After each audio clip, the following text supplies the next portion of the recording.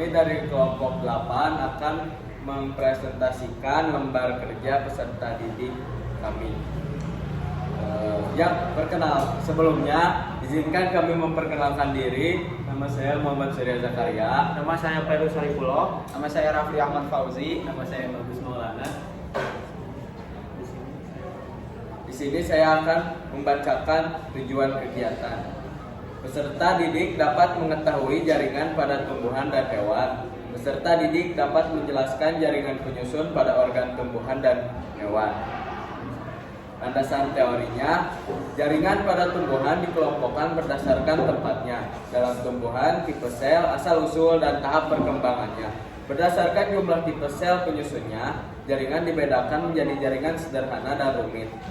Yang pertama ada jaringan meristem. Pada tahap perkembangan embrio, semua sel mengalami pembelahan, pertumbuhan, dan perkembangan sel lebih lanjut, menunjukkan adanya diferensiasi menjadi bagian khusus tumbuhan, dan juga masih ada sel yang tetap bersifat embrio atau embrional, yaitu mampu mengadakan pembelahan terus-menerus. Jaringan yang bersifat embrio dalam tubuh tumbuhan dewasa disebut meristem. Pengelompokan meristem didasarkan pada berbagai kriteria, yaitu tempatnya dalam tubuh tumbuhan, asal-usul, dan jaringan yang dihasilkan. Struktur, tahap perkembangan, dan fungsinya. Menurut tempatnya, meristem dalam tubuh tumbuhan dibedakan menjadi 3. Yang pertama, meristem pucuk yang terdapat pada bagian pucuk akar dan batang. Yang kedua, meristem interkalar yang terdapat di antara jaringan dewasa, misalnya pada baku Graminae. Yang ketiga, meristem lokal yang letaknya sejajar dengan permukaan organ, misalnya kambium dan phloem. Di samping itu, dikenal juga meristem primer dan meristem sekunder. Yang pertama, meristem primer merupakan jaringan yang ditemukan pada tumbuhan dewasa, terletak pada ujung akar dan ujung batang. Kedua, meristem sekunder merupakan jaringan hasil perkembangan dari meristem primer. Yang kedua, ada jaringan permanen atau dewasa. Jaringan yang dalam jaringan primer ada beberapa jaringan. Yang pertama, jaringan pelindung, jaringan parenkim, jaringan penyokong, dan jaringan pengangkut. Yang pertama, jaringan pelindung. Jaringan epidermis sebagai pelindung paling luar organ tumbuhan. Selain itu, epidermis menjadi tempat pertukaran zat dan menghambat hilangnya air karena penguapan. Jaringan gabus banyak terdapat pada alat-alat pada tumbuhan dan tersusun oleh parenkim gabus. Fungsi jaringan gabus menggantikan jaringan epidermis sebagai pelindung, penguapan, dan melindungi kerusakan mekanis dan infeksi patogen. Kedua, ada jaringan parenkim. Jaringan parenkim adalah jaringan dasar yang ditemukan pada hampir semua organ tumbuhan. Fungsi jaringan gabus menggantikan Fungsi jaringan parenkim adalah pembuat zat makanan, menyimpan cadangan makanan, menyimpan air, menyimpan udara, dan jaringan regenerasi atau bisa disebut sebagai fotosintesis. Yang ketiga, ada jaringan penyokong. Jaringan parenkim adalah jaringan yang memiliki banyak sifat dan bisa berbaur dengan jaringan yang didekatinya. Jaringan sklerenkim adalah jaringan penunjang yang terdapat pada tumbuhan yang telah dewasa. Jaringan pengangkut. Dalam jaringan pengangkut terbagi 2, yaitu phloem dan xilem. Phloem adalah jaringan pengangkut yang berfungsi menyalurkan zat-zat makanan hasil fotosintesis dari daun ke seluruh tubuh. Yang kedua, ada xilem, adalah pembuluh kayu yang menyalurkan air dan unsur hara dari akar ke daun. Saya akan menjelaskan jaringan hewan. Jaringan hewan terdiri atas jaringan-jaringan atau sekelompok sel yang mempunyai struktur dan fungsi yang sama. Pada perkembangan embrio, jaringan mudah berdiferensiasi dan spesialisasi menjadi 4 macam jaringan dasar. 1. Jaringan epitel. Jaringan epitel merupakan jaringan yang berfungsi sebagai pelindung atau pelapis organ dan rongga tubuh bagian luar hewan. Jaringan epitel berlokasi pada permukaan tubuh hewan yang membatasi organ tubuh dengan lingkungan luarnya. Jaringan epitel juga berfungsi sebagai pengangkut zat-zat antar jaringan dan sebagai keluarnya enzim. Jenis-jenis jaringan epitel. 1. Epitel pipih. Epitel pipis lapis yang memiliki ciri-ciri inti selnya berbentuk bulat di tengah Jaringan epitel pipi selapis terletak pada ginjal, pembuluh darah, jantung, dan paru-paru. Jaringan epitel pipi selapis bernama sebagai pelapis bagian dalam rongga dan saluran, tempat difusi zat dan tempat infiltrasi zat. 2. Epitel pipi berlapis yang berfungsi sebagai lapisan pelindung dari pengaruh luar dan penghasil mukus.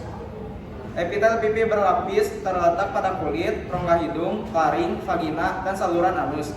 3. Epitel batang selapis.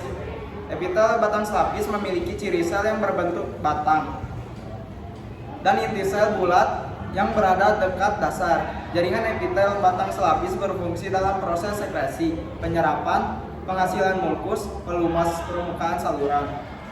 Berlokasi pada usus, kantong empedu, dinding lambung.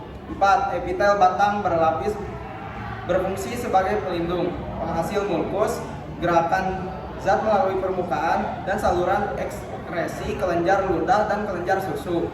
Berlokasi pada kelopak mata, taring, faring, dan uretra.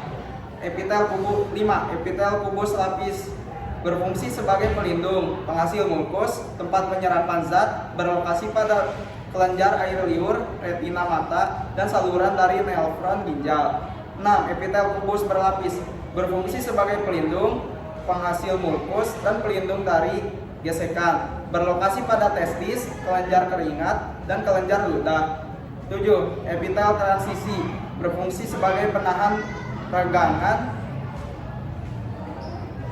dan tekanan, berlokasi pada organ saluran pernapasan dan kandung kemih. 2. Jaringan ikat. Jaringan ikat merupakan jaringan yang berkembang dari mesenkim yang berasal dari lapisan tengah embrio atau mesoderm. Jaringan ikat ini merupakan penyokong utama dari tubuh hewan dan manusia, sehingga seringkali disebut juga sebagai jaringan penyokong atau jaringan penyambung. Sel-sel jaringan ikat berada dalam sejumlah besar matriks yang diekskresikan sel-sel penyusunnya. Letak sel-sel jaringan ikat tidak berhimpitan rapat atau berpencar-pencar. Jenis-jenis jaringan ikat. 1. Jaringan ikat longgar yang berfungsi membentuk organ dalam dan menghubungkan elemen dari seluruh jaringan lain. 2. Jaringan padat atau disebut juga dengan jaringan kolagen yang dapat menghubungkan suatu organ dengan organ lainnya. 3. Jaringan ikat penyokong yang berfungsi untuk menyokong tubuh. Terdiri dari 2 macam, yaitu jaringan tulang rawan, dan jaringan tulang keras. 4. Jaringan ikat cair, yaitu jaringan yang sel penyusunnya berupa larutan yang terdiri dari jaringan darah dan jaringan limfa. 3. Jaringan saraf. Jaringan saraf adalah jaringan yang menerima serta meneruskan rangsangan. Fungsinya adalah mengatur bagaimana aktivitas otot. Saraf terdiri sangat peka terhadap keadaan sekitarnya. 1. Saraf sensori bertugas mengantarkan rangsangan dari organ penerima rangsang ke pusat susunan saraf, yaitu otak dan sumsum tulang belakang atau disebut neuron aferen. 2. Saraf motorik menghantarkan langsung dari pusat menghantarkan rangsangan dari pusat susunan saraf ke bagian efektor berupa otot dan kelenjar yang selanjutnya akan direspon oleh tubuh atau disebut neuron eferen. 3. Saraf konektor menghubungkan antara saraf sensorik dan motorik atau penghubung merupakan jenis sel saraf yang menghubungkan sel saraf yang satu dengan sel saraf yang lainnya atau disebut asosiasi. 4. Jaringan otot. Jaringan otot adalah sekumpulan sel-sel otot yang bekerja sama untuk menghasilkan gerakan agar hewan bisa bergerak. Jenis-jenis jaringan otot. 1. Otot polos.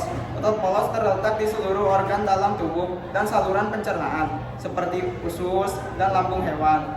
Bentuk otot polos gelendong dan polos, dengan satu nukleus yang terletak di tengah sel. Otot polos bekerja secara tidak sadar. Kecepatan rangsangan lambat, namun tidak mudah lelah. 2. Otot lurik. Otot lurik adalah sejenis jaringan otot yang tersusun dari serat-serat otot atau sel-sel otot dan memiliki beberapa inti yang terletak di sepanjang tepinya. karena otot berstrip terikat pada rangka atau tulang. Dikenal juga sebagai otot rangka. Sama seperti otot polos. Kontraksi otot lurik juga terjadi di bawah kendali bawah sadar, namun berlangsung dengan cepat dan kuat. 3. Otot jantung. Otot jantung merupakan jenis jaringan otot yang terletak di dalam jantung, di mana sel-selnya memiliki bentuk cabang yang saling berhubungan. Struktur miofilamen pada otot jaringan menyerupai yang ada pada otot lurik. Masing-masing sel otot jantung memiliki satu inti yang terletak di bagian tengah. Koneksi antara sel otot jantung dibentuk oleh struktur yang disebut keping interkelar. Otot jantung memiliki periode istirahat yang cukup panjang, yang berfungsi untuk mencegah terjadinya kontraksi berlebihan sesuai dengan hamanya. Otot jantung hanya terdapat dalam jantung. Di sini ada alat dan bahan, ada mikroskop, silet, gelas ukur dan pipet tetes, kaca preparat, bahannya akar, batang, daun tumbuhan, dikotil dan monokotil, air. Prosedur kerja. 1. Batang. Ambil bagian dari batang pada tumbuhan dikotil, iris tipis secara melintang. Letakkan iris tipis dan transparan potong batang tersebut di atas kaca preparat yang telah dibersihkan.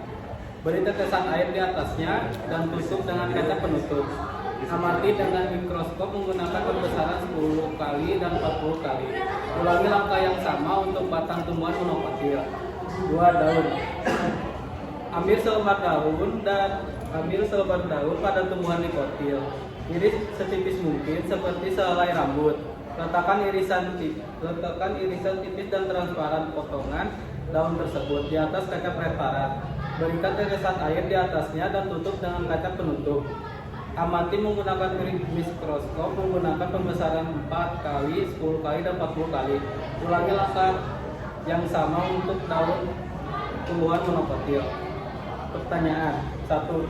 Jaringan-jaringan apa saja yang menyusun akar, batang, dan daun tumbuhan monokotil? Jawab.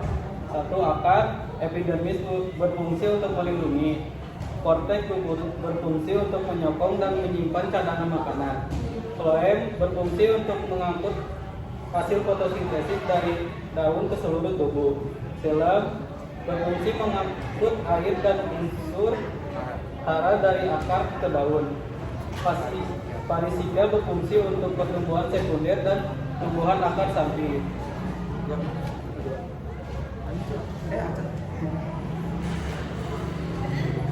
Batang. Ada batang, epidermis, jaringan dasar berkat pengangkut. Daun, epidermis, palisade, stomata, xilem, dan floem. Soal nomor 2. Jaringan-jaringan apa saja yang menyusun akar, batang, dan daun tumbuhan dikotil?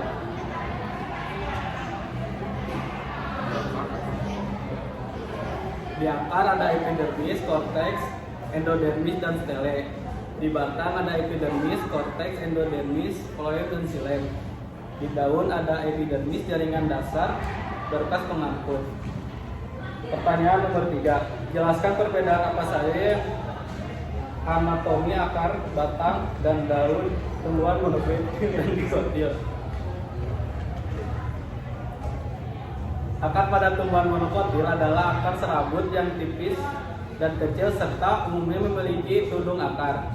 Sedangkan akar tumbuhan dikotil memiliki akar tunggang yang bercabang dan kuat serta umumnya tidak memiliki tudung akar.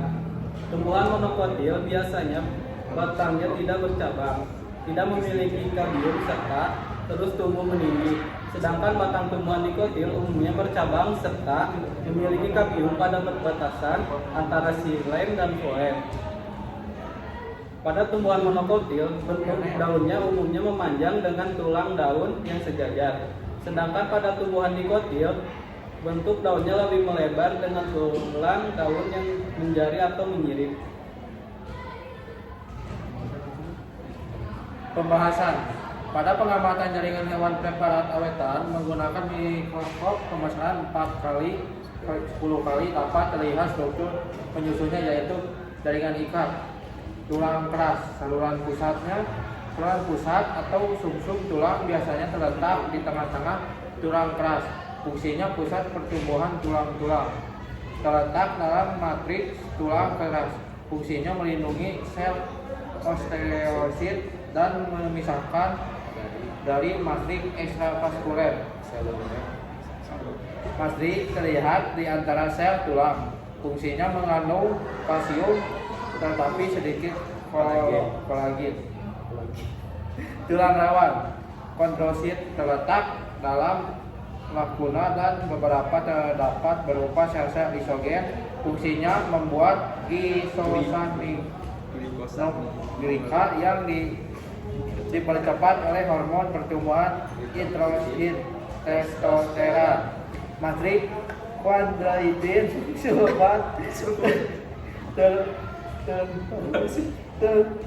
terhuapasikan pada matriks ekstravaskuler. Fungsinya memberikan pertahanan terhadap kompresi. Lakuna terletak dalam matriks tulang rawan. Fungsi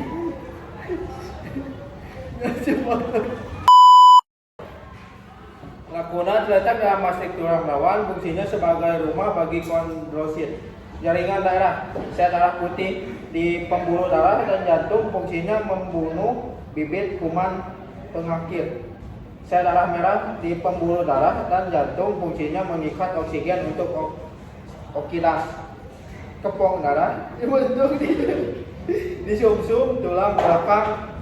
Fungsinya untuk penyembuhan darah. Plasma darah terletak pada seluruh tubuh. Fungsinya untuk mengangkut air dan nutrisi ke sel seluruh tubuh.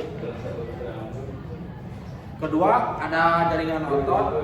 Pertama, otot polos nukleus terletak di dalam sitoplasma sel, di sekitarnya pusat sel. Fungsinya untuk mengatur aktivitas sel. Serabut otot tersebar dalam menyelimuti nukleus.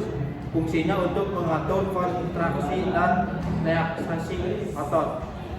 Otot rurik. Nukleus dalam serabut otot. Rangka tersebut di sepanjang sel obat terletak di dekat membran sel. Fungsinya mengatur aktivitas sel. Serabut otot memiliki letak yang terorganisir dalam berkas-berkas dan terikat satu sama lain. Fungsinya menghasilkan kontraksi otot.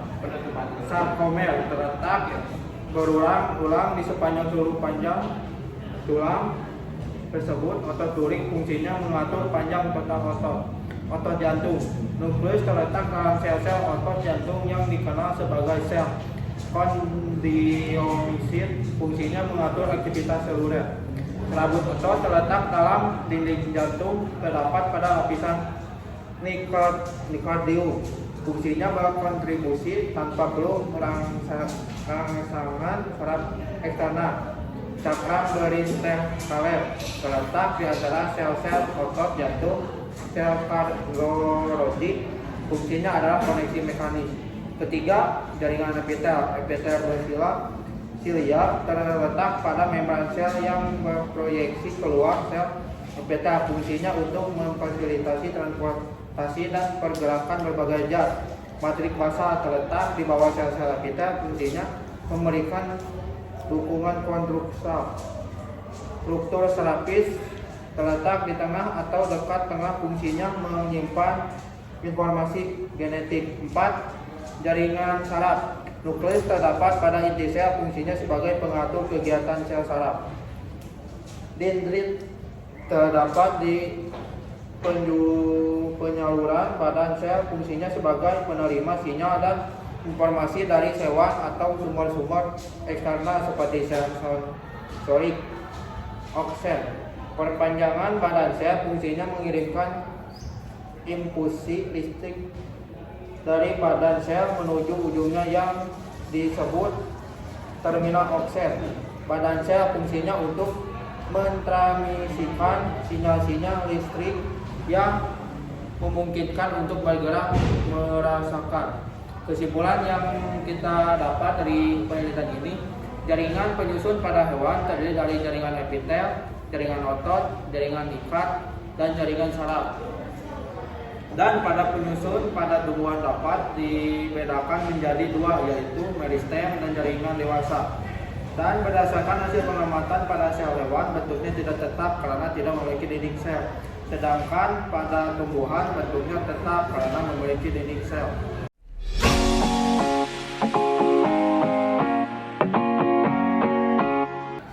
Baiklah, sekian presentasi dari kami. Mohon maaf bila banyak kesalahan. Assalamualaikum warahmatullahi wabarakatuh. Jangan lupa Like and subscribe guys. Subscribe. Lihat kak.